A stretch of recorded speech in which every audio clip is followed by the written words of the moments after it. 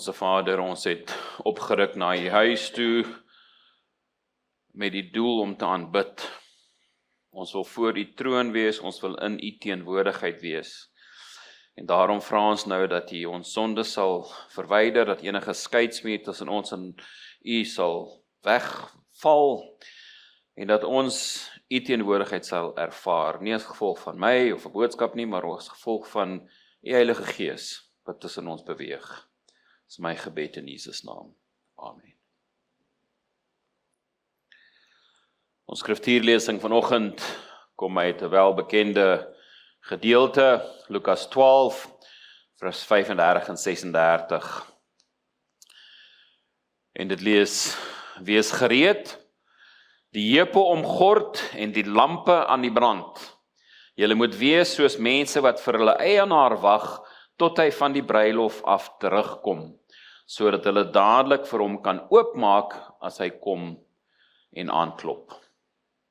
Mag die Here sy woord seën.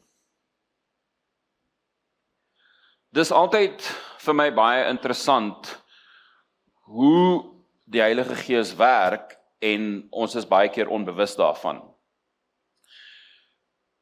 Gedurende die week, terwyl ek voorbereiding gedoen het, het ek hierdie gedoen, en ek moet erken, ek het nie my les gedoen nie, want ek het hierdie gedoen. En vanoggend toe ek in die les sit, toe sê maar, hoorie, dis my preek, en dan kom die dame wat die kinderstorie vertel het, en sy praat van 'n lampie, dis my preek. En ons is onbewus van mekaar. Nou dis vir my bewys dat die Heilige Gees besig is en 'n boodskap het. En dis vir my 'n riem onder die hart, maar dit is ook baie meer belangrik dat ons verstaan dat die Heilige Gees is besig om dinge te doen, en ons moet bewus wees daarvan. My titel is Ligte in die middernag, en ons praat oor die gelykenis van die 10 maagde, die 5 wyse maagde en die 5 dwaase maagde.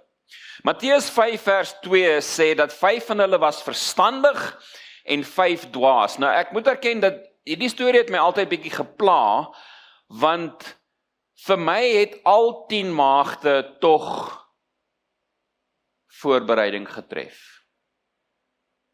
Al 10 van hulle het gewag vir die bruidegom. So dit was vir my amper, veral toe ek jonger was dit my amper onregverdig, dat hulle gesê het, maar Here, ons het dan voorberei, en jy laat ons nie toe by die bruilof nie.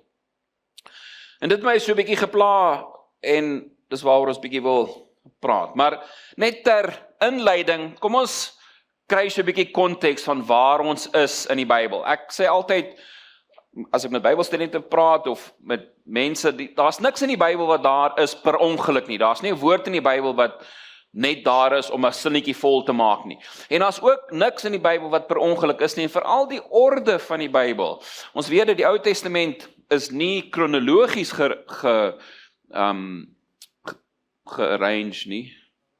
gerangskik nie. En mens vra, hoekom? Selfs Daniël is nie kronologies gerangskik nie. So hoekom? En dis vrae wat my pla. Maar kom ons kyk net die konteks. In Matteus 24, Matteus 25 kom na Matteus 24. Okay? En dis meer belangrik as wat dit snaaks klink. Matteus 24 gee tog vir ons, ons gebruik dit baie, Adventiste gebruik ons dit as tekens van die eindtyd, en dan die tekens van die oordeel. So Matteus 24 kry ons die eerste gedeelte, kry ons die tekens, en ons word gewaarsku oor misleiding. Die eerste woord wil sê, wees tog versigtig dat jy dan nie mislei word deur valse leerstellings en goed wat goed lyk, of godsdienstig lyk, of Christ-like lyk nie. So wees versigtig. Dan word ons vertel van 'n groot verdrukking wat op pad is, en dan die wederkoms. En dit sluit af, Matteus 24 sluit af met 'n oproep tot waaksaamheid. Sê, wees wakker. Luister na wat die storie is. En dan begin ons in Matteus 25, en dis nie snaaks dat 25 na 24 kom nie, want ons het sopas die tekens van die tye gelees, en nou kom hierdie 3 gelykenisse. En hierdie 3 gelykenisse is besig om vir ons 'n boodskap te gee. Die 10 maagde, die talente, en dan die skape en die bokke, en vandag wil ons bietjie praat oor die 10 maagde. Weer eens so 'n bietjie agtergrond, in Joodse kultuur, as 'n jong man daai dametjie sien, en sy is baie mooi, en haar pa is ryk en het 'n Land Cruiser, dan gaan die familie na daai familie toe, en hulle begin 'n deal maak, né, oor hierdie. So die eerste gedeelte is dan die verloving, waar hy nog sê, ek stel belang in daai dametjie, en ons moet nou kyk of ons 'n partnership vind. My data is klaar. Of ons 'n vennootskap kan bewerkstellig. En dit is vir ons simbolies, dis nie per ongeluk nie, weer eens, dis 'n simboliese manier van dinge doen, dis die verloving. Christus se aardse bediening, waar hy gekom het om die bruidsprys te betaal. Kyk, jy het nie 'n vrou verniet gekry nie, en ons kry nog steeds nie 'n vrou verniet nie, okay? Dis baie duur. So daai deal moet gemaak word, en die Here het gekom, en hy het, soos ons vanoggend so baie in detail gehoor het in die les, hierdie onsaglike duur prys. Geliefdes, ons moet onthou dat, weer eens soos dit vanoggend in die les uitgekom het, dat hierdie kruisiging was, en ek stem saam, dit was fisies, die marteling was iets wat ons nie kan aandink nie, maar die Here Jesus het gekom en 'n prys betaal wat die risiko geloop het om as ons iets verstaan oor liefde, as jy regtig lief is vir jou vrou of jou kind of jou kleinkind, as ons verstaan oor liefde en die gedagte dat ons dan van daai geliefde persoon geskei sal wees vir ewig, met absoluut geen kans dat ons daai persoon ooit weer sal sien nie, soos wat ons ervaar op aarde met die aardse dood. Maar ons as Christene, die aardse dood vir ons is nie die einde van die pad nie, want ons verstaan, daar's 'n wederkoms en daar's 'n opstanding, so ons het 'n hoop. Maar dink aan 'n tipe van 'n dood waar daar geen hoop is, dat jy my kleinkind is daar in die moederskamer, en daai seentjie is my hart se punt. En die gedagte dat ek nooit weer daai seentjie sê nou waar ek bly, want ek kan nie trek nie, want as ek trek kan ek hom nie elke dag sien nie, of elke week sien nie. Die gedagte dat ons sal verwyder word van daai geliefde persoon, vir altyd, met geen hoop om hom weer te sien nie. Dit is die prys wat Jesus op die kruis betaal het, want hy het die kans gehad om in die graf te bly, sou sy opoffering, sou hy 'n fout gemaak, sou hy gesondig het. En hy sou sy Vader nooit weer gesien het nie. So daai prys was ongelooflik duur gewees. Toe het hy teruggekeer na sy Vader toe, en hy het begin met die voorbereiding van die huis. Christus het vir ons 'n huis gaan voorberei, Johannes 14 vertel vir ons, en die bruid, hierdie nuwe Jerusalem, maak haar gereed. In Joodse kultuur, as die twee saamgestem het, die twee families saamgestem het haar familie haar begin voorberei, en hierdie kon partykeer 'n jaar vat, 2 jaar, en die bruidegom sou dan gegaan het, en hy het begin om vir haar 'n huis te bou. Dit was sy werk gewees, baie duur. Hy moes die huis voorberei, en hulle is nog nie by mekaar nie, hulle is op papier verloof, want die een is hier en die ander een is daar. Ons is hier, die Here is in die huis. En die Here dan kom, die bruidegom ontvang sy koninkryk. Gedurende die ondersoek en oordeel wat in 1844 begin het Christus na die oue vandag gaan om sy koninkryk te ontvang. Onthou, toe hy die oorwinning gehad het, is hy hemel toe, uit sy opoffering voor die Vader voorgelê, en die Vader het gesê, dit word aanvaar. Die lam wat geslag is, was goed genoeg gewees. Ons kan gaan kyk in Daniël 7. En dan praat ons van die feesmaal, waar die wederkoms voorgestel is, waar hierdie twee As hy nou die huis voorgerei het, en in Joodse kultuur het dit met 'n groot gedans en gejuig, het hulle 'n prosessie van die bruidegom se huis, het 'n prosessie oorgeloop na haar huis toe, na haar familie toe, haar gaan haal, en met gejuig en lofsang het hy haar teruggebring in die huis wat hy vir haar voorberei het. As ons gaan kyk na die skepping, in die eerste 5 dae gebeur wat? Die Here bou 'n huis. Hy bou 'n wêreld, 'n tuin van Eden. En op die 5de dag gaan haal hy vir Adam en Eva en sit hulle in die huis wat hy vir hulle geskape het. Suster White sê vir ons dat Adam het vir hom 'n skuilte gemaak in hierdie plante paradys. Ons sien dieselfde nou, die Here het gegaan, 'n huis vir ons gaan voorberei, en hy kom om sy mense te kom haal. Ons skriftuur vanoggend maak 'n interessante punt, want ons sê altyd dat die bruilof is die wederkoms. Wat sê die Bybel? Sê, wees gereed, die heupe omgord en die lamp aan die brand. Julle moet wees soos mense wat vir hulle eienaar wag, tot hy van die bruilof af terugkom. In ander woorde, die bruilof het klaar in die hemel gebeur. Die Here het sy koninkryk ontvang, omdat sy offering aanvaar was. En hy kom om sy gaste te kom haal. Nou die groot verskil, die ding wat vir ons die mees belangrikste is vir die tyd waarin ons leef, is die olie. Ons sit met 'n probleem dat ons die kerk van Laodicea is. En Sagaria 4 vers 6 sê vir ons, nie deur krag of deur geweld nie, maar deur my gees.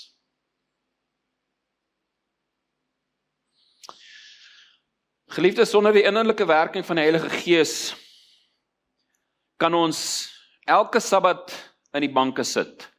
Ons kan getrou wees in ons tiendes en offergawes, ons kan blou lyn adventiste wees. Maar as ons nie die inwerking van die Heilige Gees eerstens begeer nie, dit moet ons absolute fokus wees om die inwerking van die Heilige Gees as 'n kerk, as 'n gemeenskap, maar ook as families en as persoonlikhede te hê, want sonder dit kan ons die Bybel uit ons kop uit ken, en dit gaan vir ons nutteloos wees. Dit gaan ons niks help nie. Daai 5 maagde, 5 van hulle het Bybelkennis gehad. Hulle het voorberei. Hulle het 'n lampie gehad met so bietjie olie in.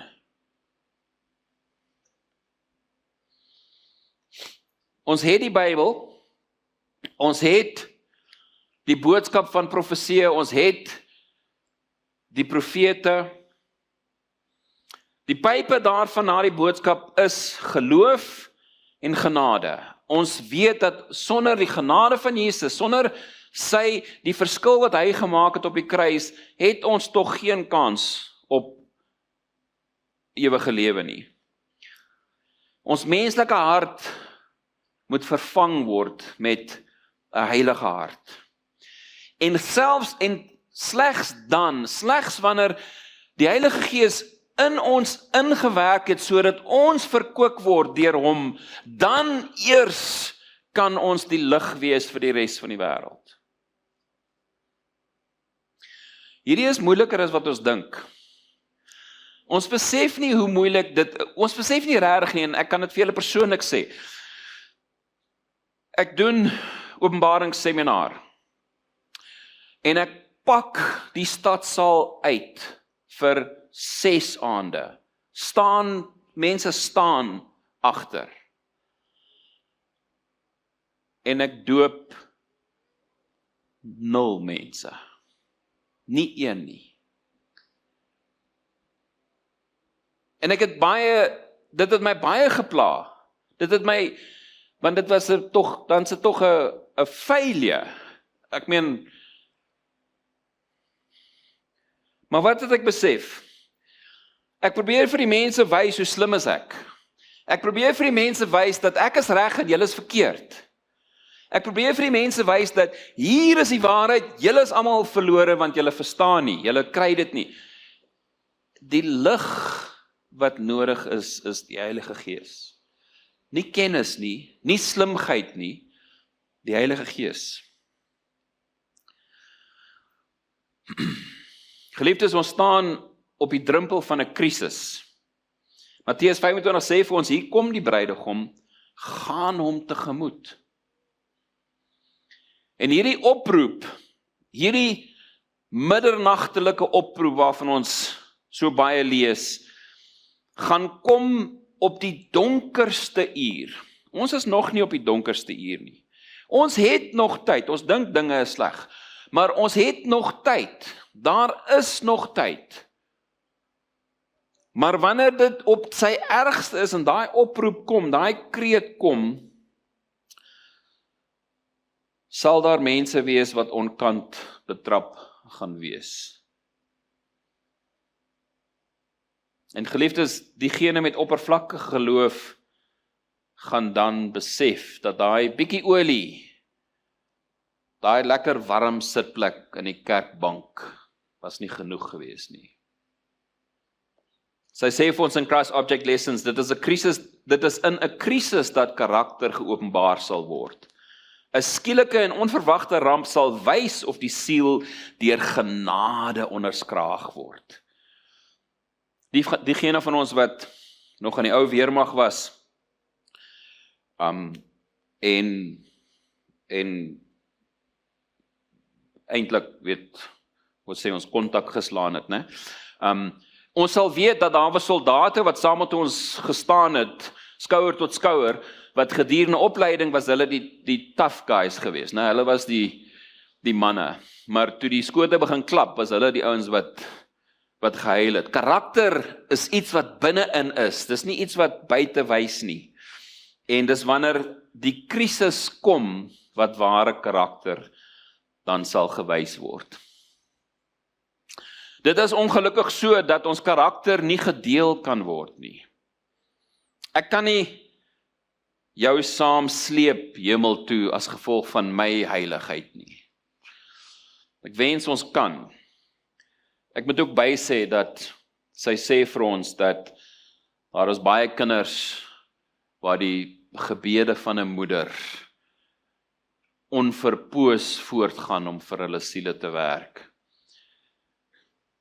Maar die dwaase pleit in nooit, gee vir ons van julle olie, want hulle wil staat maak op 'n ander persoon se geestelike ervaring. Ons wil staat maak op die predikant se geestelike ondervinding, die evangelis of die ouderling. Ons wil as gevolg van assosiasie wil ons heilig wees.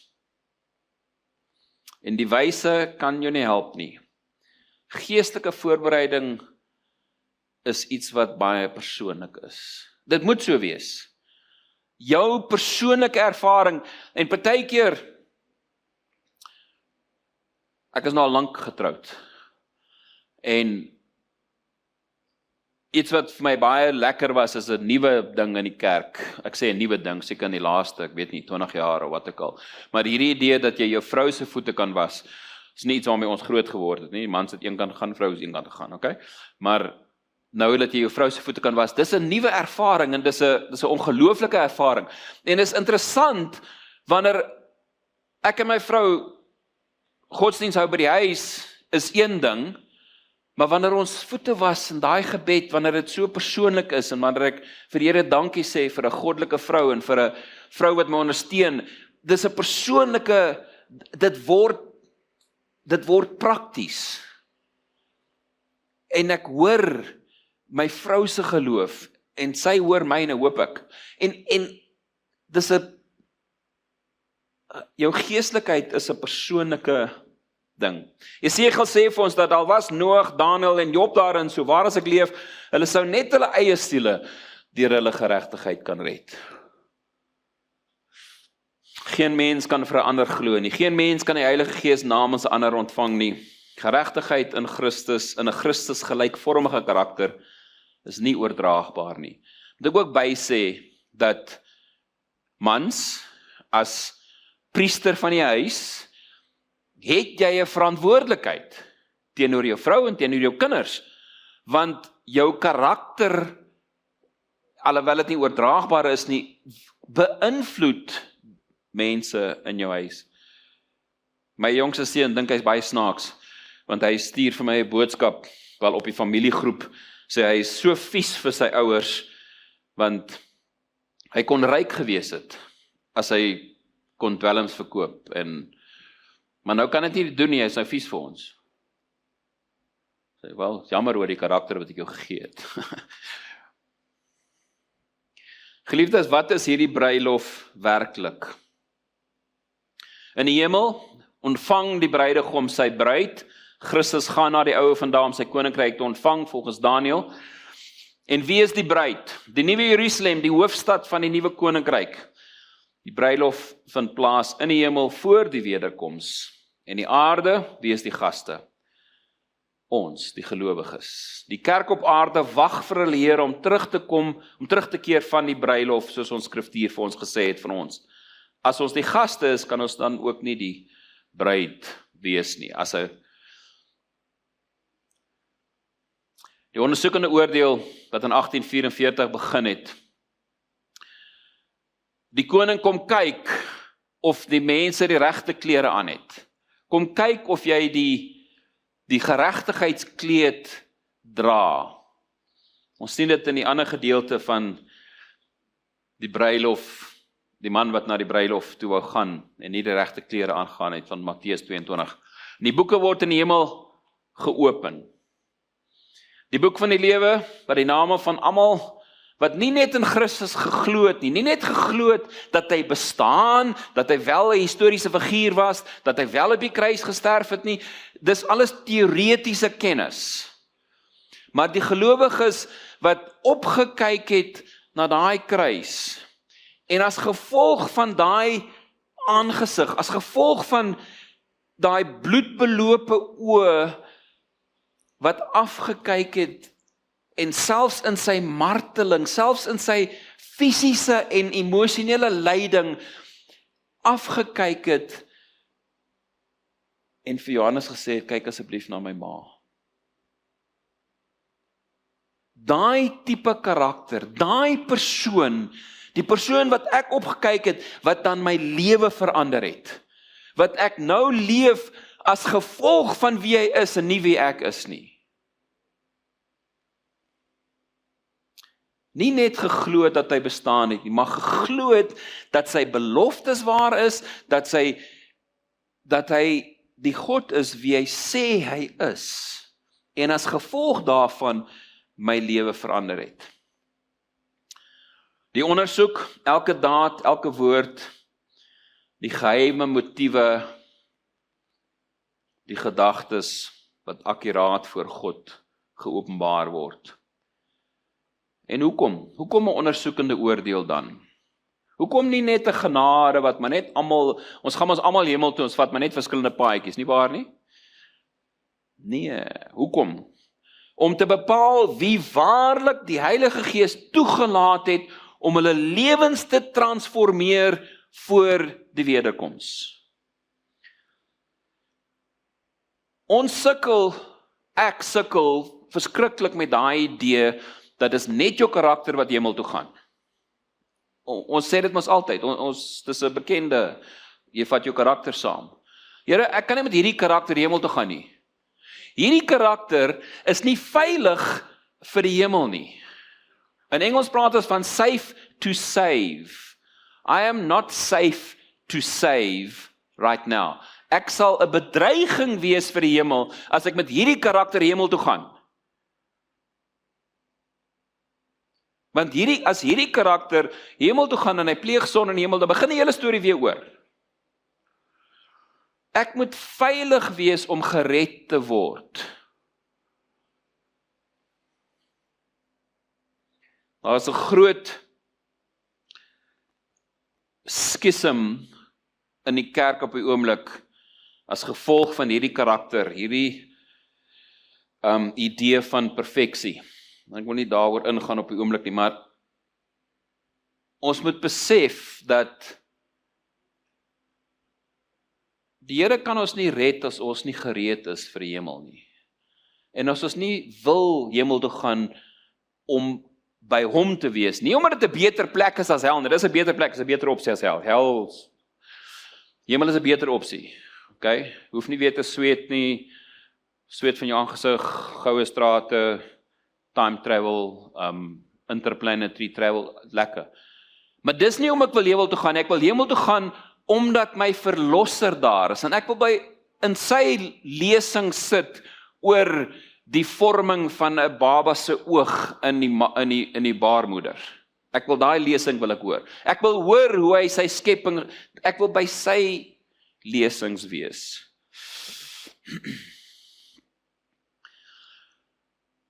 Ons eie klere. Jesaja, eintlik, die woord wat Jesaja gebruik oor ons eie klede, is iets wat ek nie eintlik in die kerk kan sê nie. Die Bybel is so kras, stel dit so kras oor hier, in Engels sê hulle filthy rags, maar dit is eintlik 'n mooi woordjie, want die ware se vertaling is kras. Dis hoe sleg my eie klere is. Ons eie pogings en skynheiligheid is soos 'n besoedelde kleed. Dit sal nooit die oordeel deurstaan nie. Dis nie moontlik nie. Christus se geregtigheid, hierdie bruilofskreed verteenwoordig die vlekkelose karakter van Christus. Want my karakter kan nie hemel toe gaan nie. Christus se karakter, ons praat van die vergewe, in Engels imputed en geheilig, imparted, deur sy bloed, deur sy meriete. Openbaring 19 vers 8 sê, aan haar is gegee om bekleed te wees met rein en blink linne, want die fyn linne is die regverdige dade van die heiliges.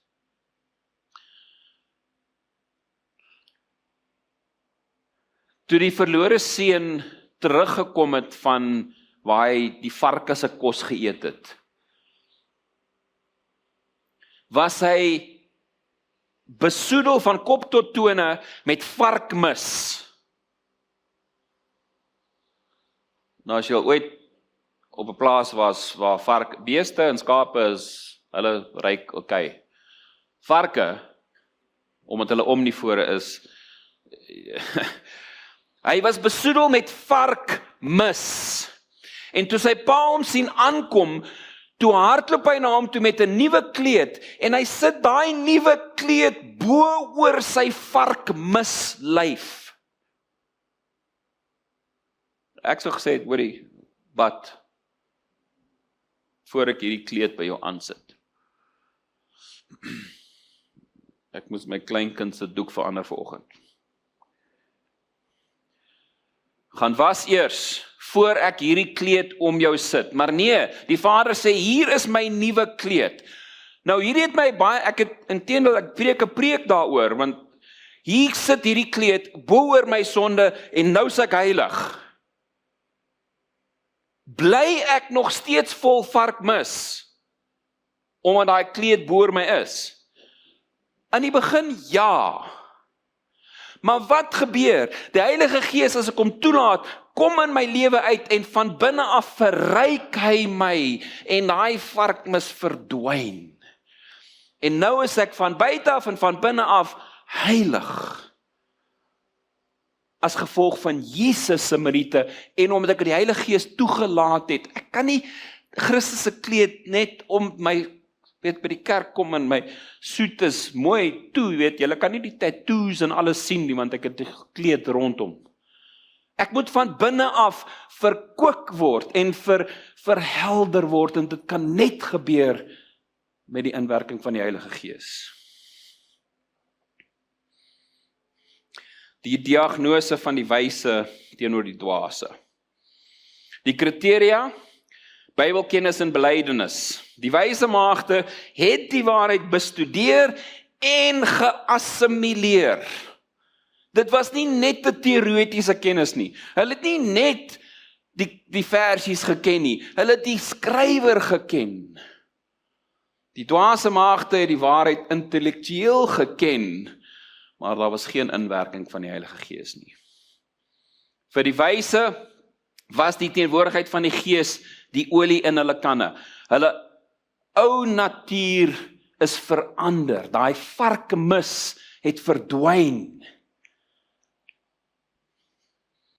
Die dwaase het geen innerlike olie gehad nie. Hulle het 'n vorm van godsaligheid gehad, maar sonder die krag daarvan. En wanneer die roep gekom het die wyse se ligte helder geskyn deur die nag van beproewing. Toe die tyd van benoudheid begin het, was hulle voorbereid gewees. Die dwaase was onkant betrap en vrees en paniek het hulle oorkom. Geliefdes, ons praat van 'n genade deur wat gaan sluit.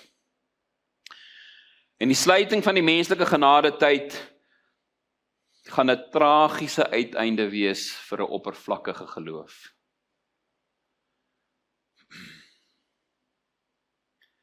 Die droewigste woorde wat ek aan kan dink, is daai woorde wanneer ek vir die Here gaan sê, maar Here, ek het openbaringsseminare gedoen. Ek het op 'n Galliese gepreek, baie belangrike groot kerk. Ek het elke Sabbat op 'n ander kerk gepreek. En die Here vir my sê, gaan weg, ek ken jou nie.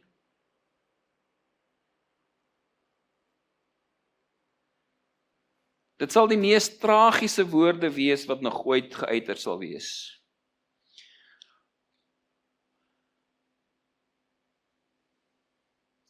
‘n ware, persoonlike, daadwerklike, praktiese, daaglikse wandel met God is wat ons geloof, wat ons godsdiens moet wees. Nie lidmaatskap in die Adventiste kerk nie name op die dooplys nie, 'n praktiese, daadwerklike, elke dag, elke uur wandeling met God.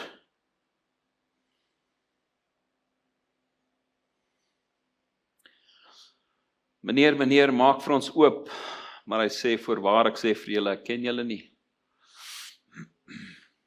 En ek preek vir myself hier, so ek preek nie vir my Galliesig nie.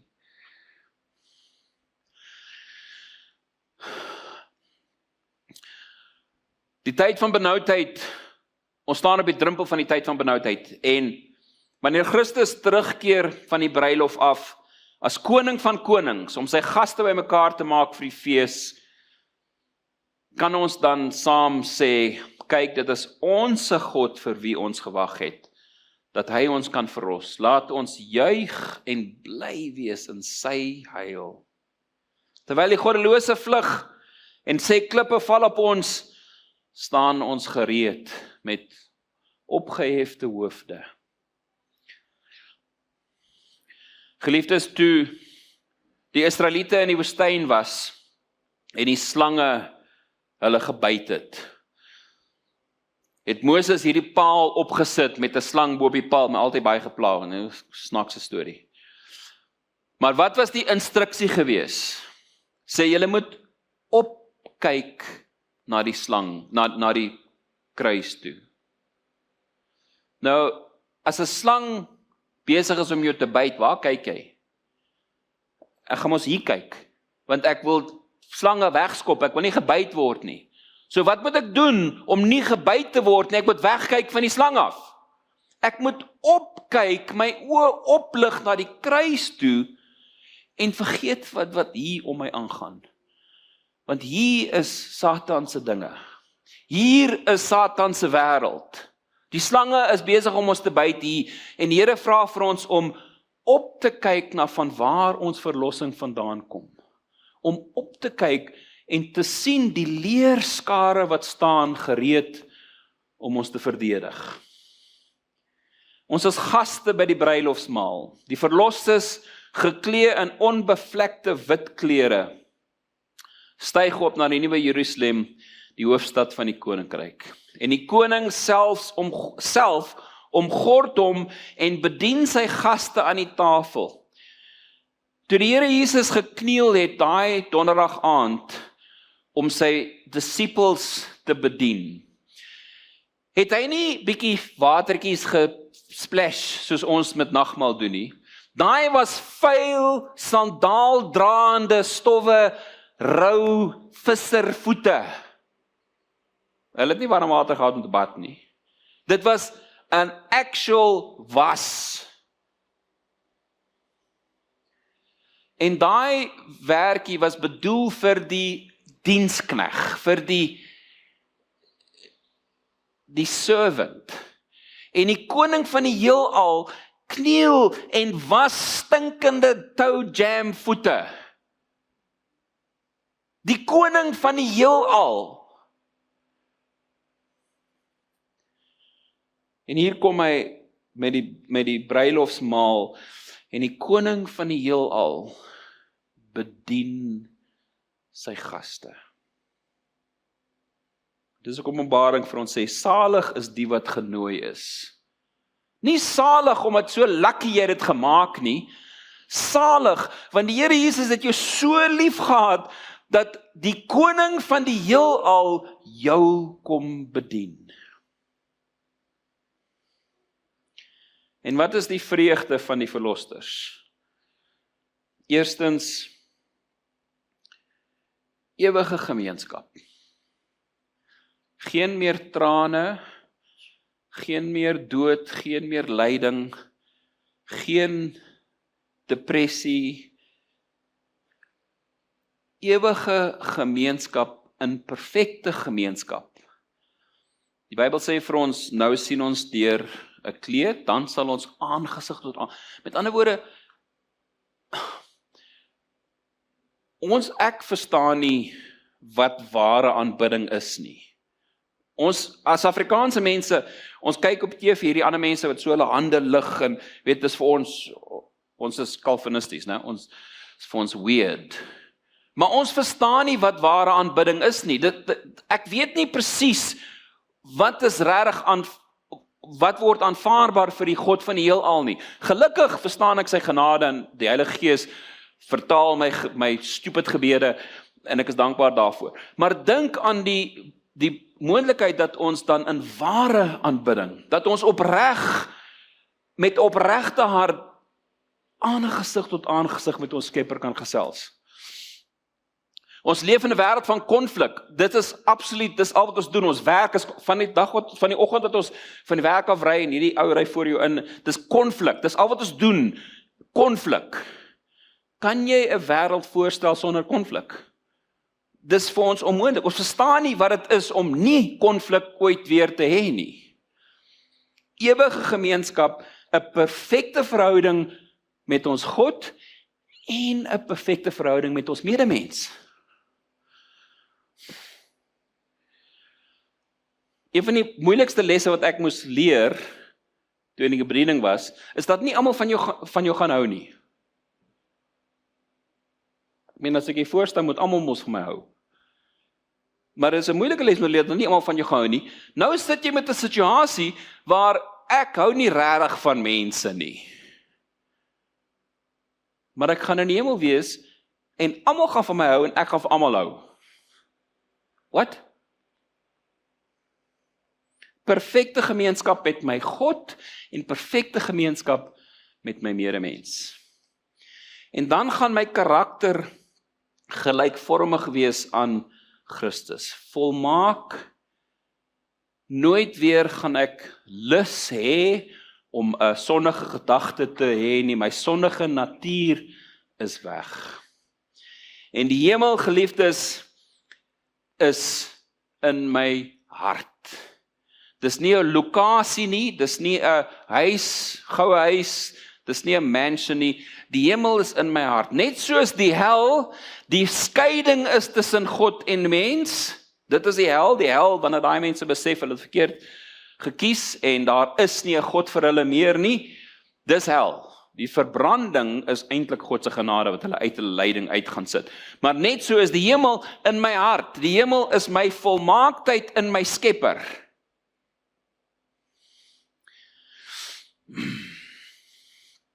Die kinderstorie het gegaan oor 'n lampie. En die Here sê vir ons dat ons moet ons liggie laat skyn. Maar ons kan nie wag tot die middernagte oproep om dan skielik olie te begin soek nie. Die tyd vir geestelike voorbereiding is nou. Ons moet die goue olie van die Heilige Gees nou ontvang. Ons moet nou die voorbereiding doen. Ons moet God toelaat om ons karakters te transformeer. Nou, wanneer ons nog tyd het. Ons kan nie 'n tipe van godsdiens of 'n tipe van 'n skynheiligheid. Die Heilige Gees moet ons van binne af verkook en verhelder en dan kan ons die liggie uitskyn aan die res van die wêreld met evangelisasie. En geliefdes, hierdie lig is wat hierdie wêreld nodig het. Donald Trump kan oplossings gee en die oplossing in 'n donker wêreld is die lig. Jesaja 60 vers 1 sê vir ons, staan op, word verlig, want jou lig kom en die heerlikheid van die Here gaan oor jou op. Ons medewerkers, ons employees, werknemers, die mense wat ons daagliks in kontak kom en party van ons se families, is jy dan die enigste Bybel wat hy sal lees?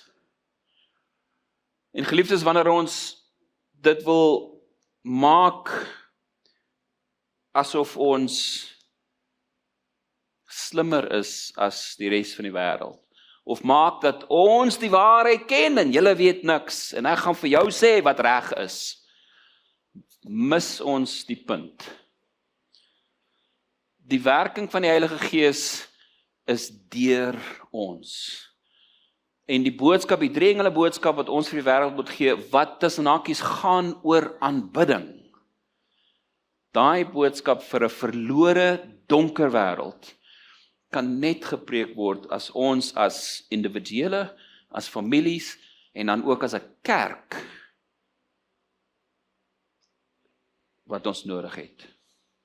En dis my gebed in Jesus naam. Amen. Inderdaad, Jesus, ons wil op hemelvelde staan. Ons wil opwaarts reis na Sion. Ons wil saam met U wees, Vader. En ons karakters moet verander word deur die Heilige Gees. En Vader, ons vra nederig vandag dat U ons sal verkoop en verhelder. Nie net vir onsself en ons families nie, Vader, want ons wil tog daar wees, maar ook dat ons ander kan nooi en ander kan saamneem na die bruilofsfees, sodat ons nie sal suinig wees met die beste nuus wat hierdie wêreld nog ooit gehoor het nie. En dis my gebed in Jesus naam. Amen.